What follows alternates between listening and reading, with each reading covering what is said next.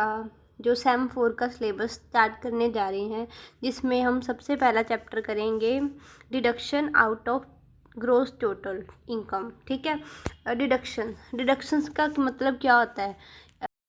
एक common man को एक मतलब फैसिलिटी प्रोवाइड करी जाती है गवर्नमेंट की तरफ से कि जो वो उसकी टोटल इनकम है उसमें से अगर हम डिडक्शन माइनस कर देंगे तो उसकी जो टैक्सेबल इनकम है वो कम हो जाएगी, उसके ऊपर उसको कम टैक्स पे करना पड़ेगा। इसीलिए ये कॉमन मैन को एसएससी को क्या है, बेनिफिट है।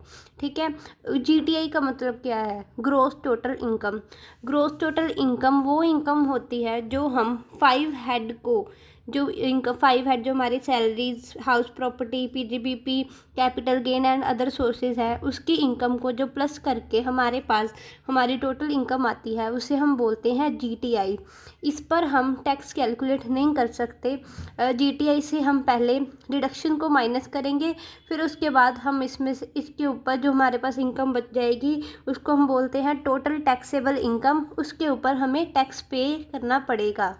ठीक है। अब हम कुछ इम्पॉर्टेंट पॉइंट डिस्कस करेंगे रिगार्डिंग डिडक्शन के। ठीक है। सबसे पहला पॉइंट क्या है? Income not eligible for claiming deduction. वो कौन सी इनकम है वो जो एलिजिबल नहीं है, जिनके ऊपर डिडक्शन नहीं मिलती है। सबसे पहले है शॉर्ट टर्म कैपिटल गेन, जो हमें अराइज हो रहा है इक्विटी शेयर्स की वजह से, है ना। मतलब इसका मतलब क्या है? जब इक्विटी शेयर हम सेल परचेज कर रहे हैं उसमें से जो हमें बेनिफिट हो रहा है, जो शॉर्ट टर्म कैपिटल गेन हो रहा है, वो उसके ऊपर हमें रिडक्शन नहीं मिल सकती। इसका रीज़न क्या है कि जब हमने वो ट्रांजैक्शन करी थी हमने उसी समय उसका टैक्स पे कर दिया था, और जब हमने टैक्स पे कर दिया था इसका मतलब है हमें ऑलरेडी डिडक्शन मिल चुकी है। एक इनकम पर डबल डिडक्शन कभी भी नहीं मिल सकती, इसीलिए ये इनकम एलिजिबल नहीं है डिडक्शन के लिए। उसी तरह यही पॉइंट है short term capital gain, casual income, और जो इनकम अंडर सेक्शन 115A इसमें आती हैं, उन इनकम्स के ऊपर जो हमें टैक्स डिडक्शन नहीं मिलती है। नेक्स्ट पॉइंट है हमारा no deduction to member if claimed by AOP BOI. AOP का मतलब है एसोसिएशंस ऑफ पर्सन और बीओआई का मतलब है बॉडी ऑफ इंडिविजुअल। इनके कहने का मतलब है अगर जैसे हमने पीछे पढ़ा हुआ है, अगर किसी पार्टनर को उसकी फर्म में से उसका प्रॉफिट का शेयर मिलता है तो जो उसके हैंड में इनकम होती है वो एग्जम्प्टेड होती है, क्योंकि फर्म ने उसके ऊपर ऑलरेडी टैक्स पे कर दिया है। सेम इन दिस केस, जैसे एओपी और किसी के भी मेंबर को अगर कोई भी प्रॉफिट मिलेगा तो उसके हैंड में एग्जम्प्टेड होएगा, क्योंकि एओपी ने ऑलरेडी उस पर टैक्स पे कर दिया है और उसको डिडक्शन मिल चुकी है, इसीलिए दोबारा उसके मेंबर को डिडक्शन नहीं मिलेगी। Timely filing of return for claiming certain deduction. इसका क्या मतलब है? अगर कोई एसएससी है जो अपनी इनकम टैक्स रिटर्न है वो पूरे टाइम पर और उससे पहले ही ड्यू डेट से पहले ही अपनी वो सबमिट करवा रहा है, तो वो जो सर्टेन इनकम के ऊपर डिडक्शन है सिर्फ उसी एसएससी को मिलेगा। अगर दूसरी तरफ कोई बंदा है जो अपनी टाइमली रिटर्न फाइल सबमिट ही नहीं कर रहा तो हम उसे डिडक्शन नहीं दे सकते। ठीक है। नेक्स्ट पॉइंट है onus to claim deduction is on assessee. इसका मतलब है बर्डन और रिस्पॉन्सिबिलिटी। जो बर्डन है, रिस्पॉन्सिबिलिटी है, वो एक एसएससी का है। वो ही जाकर इनकम टैक्स डिपार्टमेंट वालों को बताएगा कि मैं इस डिडक्शन के लिए एलिजिबल हूँ, क्योंकि उनको तो नहीं पता ना भी हाँ आप एलिजिबल हो कि नहीं। जो बंदा है वो ही उनको जाकर बताएगा कि मैं इस डिडक्शन के लिए मैं एलिजिबल हूँ, मुझे ये डिडक्शन दी जाए। ये रिस्पॉन्सिबिलिटी एक एसएससी की होती है। No double deduction. जैसे हमने पीछे पढ़ा है कि अगर हमने एक इनकम के ऊपर टैक्स पे कर दिया है तो दोबारा हम उस पर टैक्स पे नहीं करेंगे। वैसे ही अगर किसी एक इनकम पर हमने डिडक्शन ले ली है तो उस इनकम पर हम दोबारा डिडक्शन नहीं ले सकते। नेक्स्ट पॉइंट है नॉन अलाउबिलिटी ऑफ डिडक्शन। अगर कोई कंपनी ने न्यू टैक्स रिजीम को ऑप्ट करा हुआ है तो जो हम डिडक्शंस पढ़ेंगे उसके लिए वो एलिजिबल नहीं है। जो हमारी जो डिडक्शंस हम पढ़ रहे हैं सिर्फ उन पर एलिजिबल है जो ओल्ड टैक्स रिजीम को ऑप्ट करते हैं।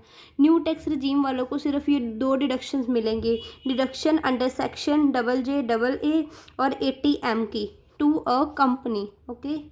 नेक्स्ट पॉइंट है नॉन अलाइबिलिटी ऑफ डिडक्शन। इसमें हम इंडिविजुअल और एचयूएफ की बात करेंगे। अगर किसी इंडिविजुअल और एचयूएफ ने न्यू टैक्स रेजिम को ऑप्ट करा हुआ है तो उनको दो डिडक्शन मिलेंगे। डिडक्शन अंडर सेक्शन 80CC और 80JJA। जो 80JJA है ये तीनों को मिलेंगे, इंडिविजुअल, कंपनी और कोऑपरेटिव सोसाइटी को। ठीक है। नेक्स्ट हमारा पॉइंट है कोऑपरेटिव सोसाइटी का। अगर किसी कोऑपरेटिव सोसाइटी ने न्यू टैक्स रिजीम को ऑप्ट करा हुआ है तो सिर्फ उसे एक ही डिडक्शन मिलेगी, डिडक्शन अंडर सेक्शन 80JJA। अब हम वेरियस डिडक्शन डिस्कस करेंगे। इनको दो पार्ट में डिवाइड करा गया है, सर्टेन पेमेंट के पॉइंट ऑफ व्यू से और सर्टेन इनकम के पॉइंट ऑफ व्यू से। हम सबसे पहले डिस्कस करेंगे सर्टेन पेमेंट के पॉइंट ऑफ व्यू से। सबसे पहली डिडक्शन है अगर deduction regarding approved saving in PF. PF क्या होता है? प्रोविडेंट फंड और लाइफ इंश्योरेंस प्रीमियम एक्सेट्रा। जो अब हम डिडक्शन को डिस्कस करेंगे वो सेक्शन 80C के अंदर दी हुई हैं। सबसे पहले जो सेविंग है जो हमारे मतलब बहुत अच्छा रोल प्ले करती है एक इकॉनमी को डेवलप करने के लिए, तो सेविंग को इनकरेज करने के लिए ये डिडक्शन दी जाती है। इसके लिए एलिजिबल कौन है? इंडिविजुअल और एचयूएफ। एलिजिबल एसएससी अगर ऑल टैक्स रेजिम को ऑप्ट करते हैं तो ही उन्हें ये बेनिफिट दिया जाता है। जो रेट ऑफ डिडक्शन होता है वो तो या तो एक्चुअल अमाउंट जो उसने पे करा है किसी भी स्कीम को लेने के लिए, जो उसकी एक्चुअल अमाउंट डिपॉजिट है, और 1,50,000 whichever is less shall be allowed as deduction. जो उसे डिडक्शन मिलेगी वो 1.5 लाख तक की मिल सकती है, जो उसने अमाउंट इन्वेस्ट करा हुआ है डिफरेंट सेविंग्स में। उसके बाद जो अमाउंट डिपॉजिट करा है उसने प्रोविडेंट फंड हमने पढ़े हुए हैं, ये 4 टाइप्स के होते हैं। एक होता है अनरिकॉग्नाइज, जिसको कमिश्नर के द्वारा रिकॉग्नाइज नहीं करा जाता, उसे अनरिकॉग्नाइज प्रोविडेंट फंड बोला जाता है। सिर्फ वो ही एक फंड है जो ऑब्वियसली जो अनरिकॉग्नाइज्ड है उसके ऊपर हमें डिडक्शन नहीं मिल सकती। बाकी हर तरह के जो हमारा प्रोविडेंट फंड है उसके ऊपर हमें डिडक्शन मिलेगी अगर हम उसमें पैसा इन्वेस्ट कर रहे हैं। नेक्स्ट पॉइंट है payment of life insurance premium.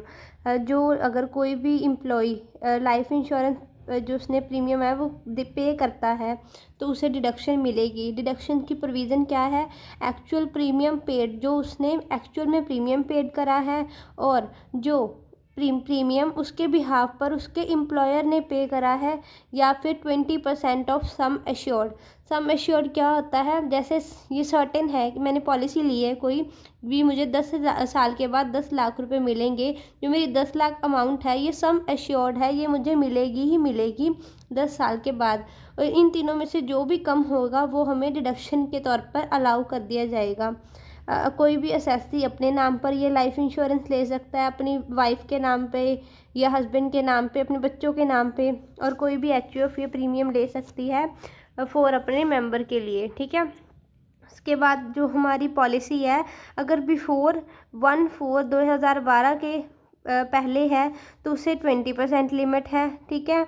अगर उसके बाद है तो 10% है, और जो कोई डिसेबल डिसीज़ का पर्सन है उसकी हमने पॉलिसी ली हुई है तो वो 15% of actual capital sum assured आएगा। मतलब इनमें से जो भी कम होएगा वो उसको डिडक्शन मिलेगी। एक पॉइंट और है, जो जिसका मतलब जो प्रीमियम पे करेगा उसी को ही डिडक्शन मिलेगी, ये नहीं चाहे उसने पॉलिसी किसी के लिए भी ली हो। ठीक है।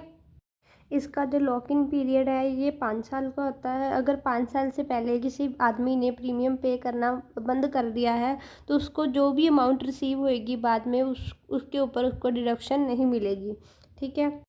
अगर कोई भी एम्प्लॉय की जो सैलरी है वो डेफर्ड एन्युटी में उसने इन्वेस्ट कर रखी है तो उसको डिडक्शन मिलेगी 80C की, अगर उसकी अमाउंट है जो सैलरी का 20% हिस्सा एक्सीड नहीं करती है तो। उसके बाद है कोई भी पेमेंट अगर वो कर रहा है ग्रुप इंश्योरेंस के लिए तो वो भी फुल्ली उसको डिडक्शन मिलेगी, उसको मतलब टैक्स पे नहीं करना पड़ेगा। Deposit made in appropriate superannuation fund, अगर वो किसी भी ऐसे फंड में इन्वेस्ट कर रहा है तो उसे फिर भी डिडक्शन मिलेगी। डिपॉजिट मेड इन ULIP। अगर कोई भी पर्सन इसमें पैसा इन्वेस्ट कर रखा है तो उससे भी डिडक्शन मिलेगी। ये किसी के नेम पर भी हो सकती है, एसएससी, स्पाउस, चिल्ड्रन, या फिर HUF इसको अपने मेंबर के नाम के ऊपर भी ले सकती है। सेम जो हमारा हमने लाइफ इंश्योरेंस प्रीमियम का पढ़ा है, अगर इसके ऊपर भी उसने 5 साल से पहले प्रीमियम पे करना बंद कर दिया है तो उसे वो डिडक्शन नहीं मिलेगी। उसको पूरी अमाउंट जो उसे रिसीव होएगी उसके ऊपर टैक्स पे करना पड़ेगा। उसके बाद है amount invested in national saving certificate 8th और 9th इशू। 8th और 9th का क्या मतलब है? जैसे जब national saving certificate first time issue हुए थे वो ये फर्स्ट इशू हो जाएगा। अब जो सर्टिफिकेट 8th और 9th टाइम इशू हुए हैं उनके ऊपर उन पूरी तरह वो क्वालिफाई हैं डिडक्शन के लिए, ठीक है। इसके ऊपर हमें डिडक्शन मिलेगी 80C की। ये हमारी वो पॉलिसीज़ हैं, ये हमें ऐसे ही याद करनी पड़ेगी भी किसके ऊपर डिडक्शन मिलेगी, किसके ऊपर नहीं मिलेगी। उसके बाद है amount paid to LIC under Jeevan Dhara, जीवन अक्षय पॉलिसीज एक्सेट्रा। इसके ऊपर जिसने भी पैसा इन्वेस्ट कर रखा है वो भी फुली क्वालिफाई है, उसे भी डिडक्शन मिलेगी, उसे कम टैक्स पे करना पड़ेगा। अगर किसी बंदे ने म्यूचुअल फंड में इन्वेस्ट कर रखा है तो वो भी क्वालिफाई है 80C की डिडक्शन के लिए। अगर उसने सब्सक्रिप्शन ली हुई है, कोई होम लोन ले रखा है, उसकी जो पेमेंट करता है वो कंट्रीब्यूट करता है तो वो भी फुल्ली क्वालिफाई है डिडक्शन के लिए, ठीक है। अगर किसी बंदे ने पैसा इन्वेस्ट कर रखा है ऐसी किसी एसोसिएशन या अथॉरिटी के पास जो हाउसिंग डेवलपमेंट या टाउन वगैरह रूरल डेवलपमेंट के लिए काम कर रही है तो वो भी पैसा वो फुल्ली क्वालिफाई है, उसे डिडक्शन मिलेगी। उसके बाद है डिपॉजिट। अगर उसने सेंट्रल गवर्नमेंट की किसी डिपॉजिट स्कीम में पैसा इन्वेस्ट कर रखा है या कंट्रीब्यूट कर रहा है वो पैसा तो वो भी फुल्ली क्वालिफाई है डिडक्शन के लिए। उसके बाद है डिपॉजिट इन सुरक्षा समृद्धि अकाउंट। ये अकाउंट है जो लड़कियों का अकाउंट खोला जाता है, उनकी शादी के लिए इसमें पैसा जोड़ा जाता है। ये गार्डियन के नेम पर भी हो सकता है और मतलब गर्ल चाइल्ड के नाम पर होता है, पर जो इसका वो होता है सब्सक्रिप्शन वगैरह या जो भी एनुअली पे करना होता है वो लीगल गार्डियन पे करता है और उसे ही डिडक्शन मिलती है 80C की। Term deposit with bank. अगर किसी ने FD करवा रखी है बैंक के साथ जिसका पीरियड 5 साल से कम नहीं है उसके ऊपर भी उन्हें डिडक्शन मिलती है। अगर कोई एसएससी अपने बच्चों की जो ट्यूशन फ़ीस भरता है तो उसे भी डिडक्शन मिलेगी, लेकिन सिर्फ ये 2 चिल्ड्रंस तक मिल सकती है और इसमें सिर्फ ट्यूशन फ़ीस होनी चाहिए। इसमें जो डेवलपमेंट चार्जेस हम देते हैं कॉलेज वालों को या स्कूल वालों को वो इसमें इंक्लूड नहीं होंगे, सिर्फ ट्यूशन फ़ीस है जो इसमें इंक्लूड होएगी। वो ये अमाउंट क्वालिफाई है डिडक्शन के लिए। 5 year time deposit in an account under post office time deposit rule. ये भी इसके ऊपर भी डिडक्शन मिलती है। अगर किसी बंदे ने सीनियर सिटीज़न ने सेविंग स्कीम में इन्वेस्ट कर रखा है पैसा तो उसको जो पैसा रिसीव होएगा वो नॉन टैक्सेबल होएगा, मतलब उसके ऊपर डिडक्शन मिलेगी अगर उसको एक्सपायरी पीरियड से पहले नहीं निकाला गया। एक्सपायरी पीरियड क्या है? 5 ईयर्स। लेकिन एक एग्जम्पशन है, जैसे अगर वो बंदा मर जाता है जो सीनियर सिटीज़न है उसके बिहाफ पर लीगल हायर जो होते हैं वो पैसा रिसीव करते हैं 5 साल से पहले तो भी ये नॉन टैक्सेबल ही रहेगा। उसके बाद हमारे पास डिडक्शन है 80CCC की। इसमें क्या है, ये सिर्फ इंडिविजुअल के ऊपर एप्लीकेबल है और जिसने न्यू टैक्स रिजीम ऑप्ट करी है उसके ऊपर एप्लीकेबल नहीं है, सिर्फ ओल्ड टैक्स रिजीम वालों के लिए ये डिडक्शन होती है। और ये डिडक्शन तभी मिलेगी अगर वो जो कंट्रीब्यूशन कर रहा है पेंशन फंड में वो अपनी करंट ईयर की इनकम में से कर रहा है, ना कि पास्ट ईयर की इनकम में से। और जो उसे डिडक्शन मिलेगी जो मतलब एक्चुअल अमाउंट पे जितना उसने कंट्रीब्यूट करा है और या फिर 1,50,000 तक जो भी कम होएगा वो उसे एज अ डिडक्शन अलाउड हो जाएगा। अगर किसी भी असेसी ने अपना विड्रॉ कर लिया है पैसा पेंशन फंड से आइदर इन फुल और इन पार्ट तो वो टैक्सेबल होएगा जिस साल में उसने पैसा रिसीव करा है, उसके ऊपर डिडक्शन नहीं मिलेगी। Deduction in respect of contribution to NPS। NPS क्या है? National pension scheme. इसके लिए एलिजिबल एसएससी कौन से हैं? जो individual employed by central government या फिर एम्प्लॉयड बाय एम्प्लॉयर या फिर सेल्फ एम्प्लॉयड इंडिविजुअल है जो पे कर रहे हैं डिपॉजिट कर रहे हैं इसमें पैसा, वो इसके लिए एलिजिबल है। कंडीशंस क्या है? अगर एम्प्लॉयज़ की जो इंडिविजुअल कंट्रीब्यूशन है उसके ऊपर जो डिडक्शन तभी मिलेगी अगर उसने ओल्ड टैक्स रिजीम वो करी हुई है ऑप्ट। अगर उसने न्यू टैक्स रिजीम ऑप्ट करी हुई है तो उसको एम्प्लॉयर कंट्रीब्यूशन की डिडक्शन मिलेगी। ठीक है, उसके बाद है हमारे पास अमाउंट ऑफ एडिशनल डिडक्शन। जो एडिशनल डिडक्शन की अमाउंट है वो 50,000 है। इसका क्या मतलब है, देखो जैसे मैंने 3 सेविंग फंड में ऑलरेडी इन्वेस्ट कर रखा है, जिससे मेरी जो एग्जाम्पशन हमने लिमिट पड़ी है वो 1.5 लाख की पूरी हो रही है। तो अब मैं इसमें भी पैसे इन्वेस्ट करना चाहती हूँ, तो जो मेरी ये लिमिट है ये बढ़कर मेरी 50,000 हो जाएगी। मतलब अब जो मुझे डिडक्शन मिलेगी वो 2 लाख रुपीज़ तक की मिलेगी। पहले मुझे सिर्फ कितने की मिल रही थी, 1.5 लाख की। अगर मैं एनपीएस में इन्वेस्ट करने की बजाय किसी और चीज़ में इन्वेस्ट करती हूँ तो मुझे ये डिडक्शन नहीं मिलेगी। ठीक है, इसका फ़ायदा क्या है, एडिशनल डिडक्शन तभी मिलेगी अगर कोई भी पर्सन एनपीएस में इन्वेस्ट कर रहा है। अगर किसी और चीज़ में इन्वेस्ट कर रहा है तो उसे एडिशनल डिडक्शन नहीं मिलेगी अगर उसकी लिमिट जो 1.5 लाख की है ऑलरेडी कंप्लीट हो चुकी है। और उसकी टैक्स ट्रीटमेंट क्या होएगी, अगर उसने पार्शियल विड्रॉल करा है अपने एनपीएस अकाउंट में से तो 25% तक जो अमाउंट होएगी वो एग्जम्प्टेड होएगी, बाकी के ऊपर टैक्स पे करना पड़ेगा उसको। अगर उसने सारी अमाउंट ही विड्रॉ कर ली है तो 60% अमाउंट है जो एग्जम्प्टेड होएगी। सैलरी में कौन कौन सी अमाउंट इंक्लूड होएगी, इसमें कोई भी अलाउंसेस या पर्क्स जो एम्प्लॉय को मिल रहे हैं वो इंक्लूड नहीं होंगे। सिर्फ डियरनेस अलाउंस इंक्लूड होएगा अगर उसकी एम्प्लॉयमेंट टर्म्स में प्रोवाइडेड है तो। उसके बाद हमारा है deduction in respect of contribution to Agnipath scheme. अगर उसने अग्निपाथ स्कीम में पैसा इन्वेस्ट रखा है तो उसे डिडक्शन मिलेगी उसकी टोटल इनकम में से।